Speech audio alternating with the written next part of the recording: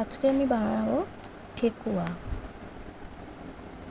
দেখুন, প্রথমে আমি নিলাম আটা, এক বাটি ময়দা, তারপরে নেব সুজি, আর নেব চিনি এক বাটি, আর ঘি। এবার আমি ভালো করে এটা ময়াম দেব।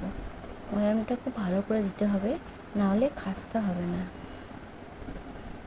ভালো করে ময়ামটা দেওয়ার পর একটু নুন দিব।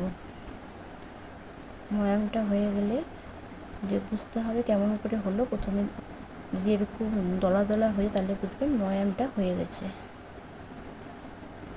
আর একটু জলের ছিটা দিয়ে ওটাকে মাখবো। একবারে জল দিব না, অল্প একটু ছিটিয়ে ছিটিয়ে জল দিতে হবে।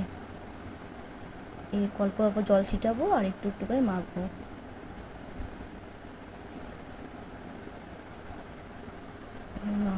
আবার আমি জল ছিটে দিলাম, আবার মাখছি। এই মাখা হয়ে গেছে। ভালো করে শক্ত করে মাখতে হবে।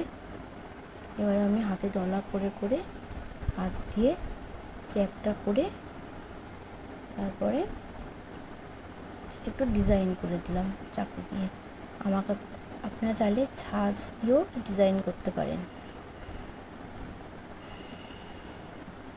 এবারে আমি কড়াই বসিয়ে নিলাম, কড়াইয়ে সাদা তেল দিলাম। তেলের পরিমাণ একটু বেশি দিতে হবে। তেলটা গরম হলে আমি কড়াইয়ে ঠেকুয়াগুলো দিয়ে দিলাম। এবার এগুলো ভালো করে লাল করে ভেজে নেব। দেখুন, আমার লাল লাল ভাজা হয়ে গেছে।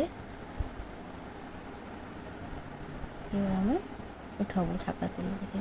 দেখুন, ঠেকুয়া রেডি। খেতেও বেশ সুন্দর হয়েছিল। আজকে আপনারা দেখবেন ঠেকুয়া বানানো।